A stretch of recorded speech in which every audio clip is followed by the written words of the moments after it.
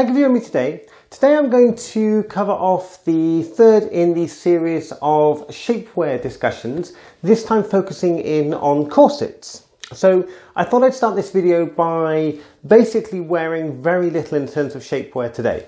So I've got nothing on my hips, I'm not wearing any corset at the moment, and I'm wearing just the plain padded bra underneath this shirt, so there's very little definition to my figure. As you can see, my figure is basically straight up and down. So for the purposes of today's video, what I wanted to touch on was how corsetry can help define your shape without needing hip pads. Hip pads obviously will accentuate a look, but how corsetry on its own can help to enhance your figure in a way and make the most of whatever natural curves you have. So I'm going to keep it really quite light today in terms of any other form of shapewear. I'm not going to go with large cleavage, and I'm not going to go with large hips. So just keep things nice and simple. So the first thing to do is to select our corset. Now I have 4 corsets at the moment of varying sizes, but in 2 basic styles. These are both underbust corsets. 2 of them are sort of full torso underbust corsets, and the other 2 are waist cinchers. And these would be much shorter. They have less eyelets and they do less in terms of overall shapewear for me. So if I show you the first of them, this is the corset that I'm going to be actually putting on today. This corset is 26-inch waist, so it cinches up to 26-inch. It's got a 4 to 6-inch reduction in the waist size, and this is from a company which you can find online called Dracula Clothing. It's a pinstripe corset, so it's a nice pinstripe design, which I really like. It means that it looks kind of smart, like it belongs under a suit, and therefore it can be worn outside of clothing, and it's a nice, interesting look to it. It's your classic 5 eyelet corset, as you can see here, and this works really quite nicely. It's a really nice, delicate looking, smart style of corset. So I'm going to try that on and demonstrate what my figure looks like in that, and then we'll talk through some of the other corsets that I use as well. So I'm going to start in terms of this demo as simply as I possibly can. So I'll do a little bit here to show how I'm going to put this corset on. So if I come a little bit closer, as you can see here, I'm just going to take my phone out of there so it will continue to record the audio, and hopefully I won't break that. So with this style of corset, this is going to go under the bust. So I will demonstrate this here. If I just remove this slightly, you're not going to see anything gratuitous, trust me on that. So take the corset, make sure it's nice and loose on the laces. I haven't shortened my laces, but I really should have done. It's something I ought to have thought about doing. Take the corset, as you can see, this is quite tight fitting to begin with. So place the eyelets in position. It's going to loosen this out at the back. This is a very small corset for me. It's not going to fully do up at the back. So what we need to do is make sure that all of these eyelets are in place, as you can see there. So they're all in place. This corset is now on and is effectively ready to be tightened. Just make sure that the skirt is underneath properly and pull that back over the top like so. Okay, and we're good to go. So with lace over corset, this is something you need to learn to do as simply as you can. So extend it out to the back. As you can see, this is far too long. Shouldn't be this long. So as I just go through putting on the corset, just going to fast forward this. This corset's a little bit small for me. It's, like I said, 26-inch. My waist size as it comes down, if I do manage to lose a bit more weight, then hopefully this is something that I'll be able to get more and more into. I'm not going to go too far with this today. I can cinch this up tighter, but for the purposes of this video and speed, this is what I produced just to get some quick results. You can see the back here is a little bit scrunched up. It should be more, let's say I should have taken a bit more time to look after this and just to make sure that it's a little bit more presentable. You shouldn't really wrap the cords around the waist either, but I went for that as a quick option just to get this neat and out of the way. Okay, so back to the video and we'll continue from here. Okay, so now if I head back over here,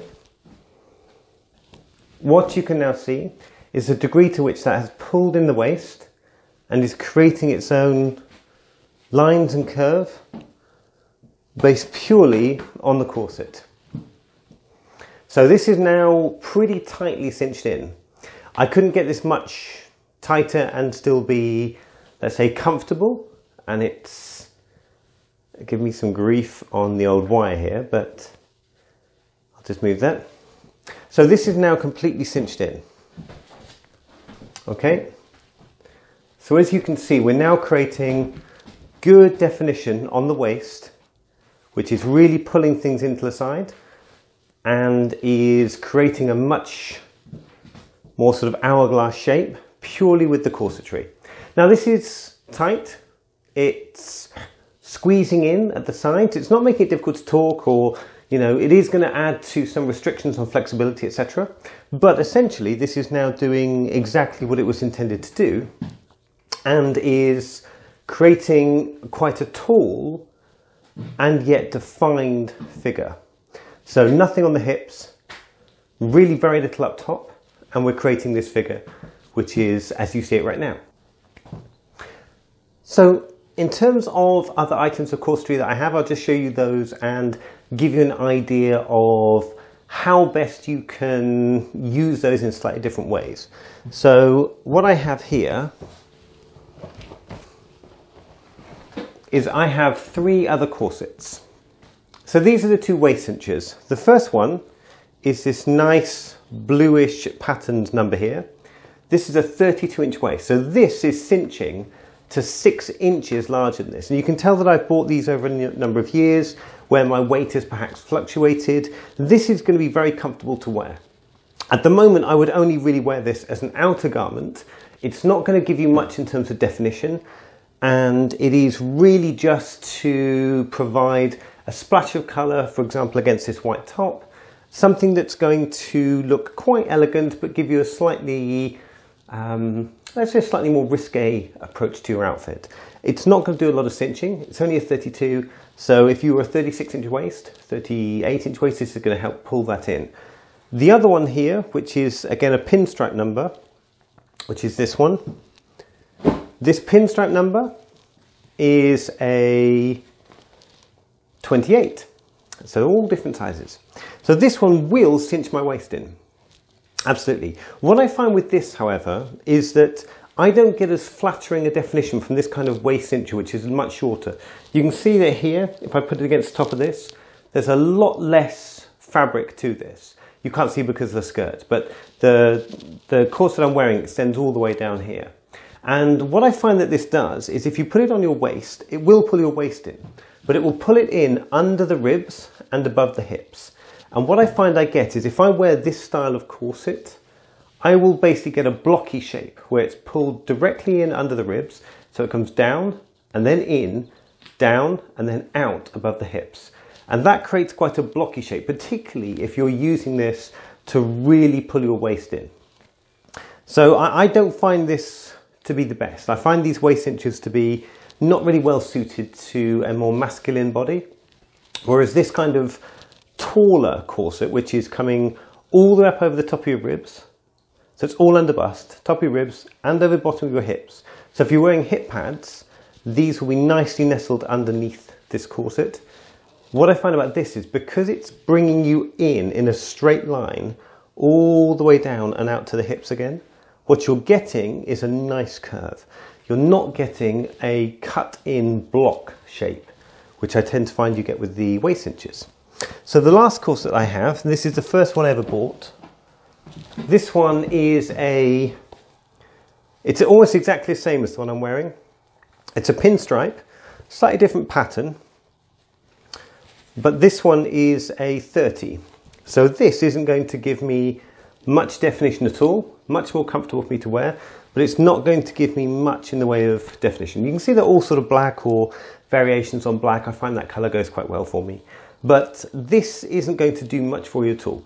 Now what I will say is that with regard to these corsets, like I said, these are from Dracula Clothing, so if I bring this a bit closer, what you can see here is that you've got the eyelets, really strong metal construction. It's boned all the way through, so these are really quite, you can see the multiple 1, 2, 3, 4, 5, 6, 7 on each side of these bonings, and these will mold to the shape of your body. They will adjust slightly to suit the shape of your body. It comes with these eyelets, so you can attach suspenders to this if you wish to do so. So it's got, let's say, this is 6, so you can attach 6 suspenders to this one. So I like this. This is a nice nice style. You can see the pinstripe here again. I'll get that a bit closer. Nice clear pinstripe, quite smart, and does a really good job. And what I like most about these is, from a price perspective, these are actually pretty reasonably priced. I find that I've got all my 4 corsets from Dracula Clothing, and I find they're really, really good. They have more outlandish styles with spikes and bits and pieces on them and stuff like that. But this kind of slightly burlesque, slightly risque, over-the-top corsetry works perfectly well underneath your clothing as well. So if you wanted to wear this and then wear a dress on top, I find it works perfectly well.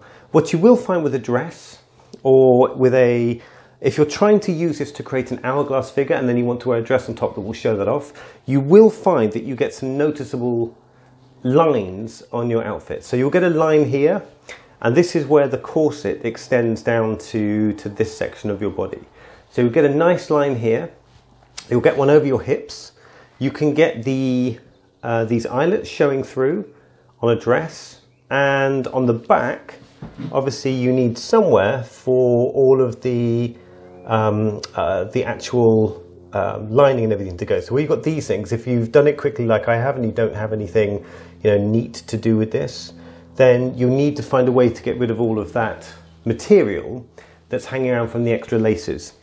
If you cut your laces and you trim them to length, then you don't have that problem that I have of having so much material that you need to, you know, to drag it all away. But I generally just loop it round, lace up at the back. I know you're not supposed to loop them round, but for convenience of today, that's what I've done.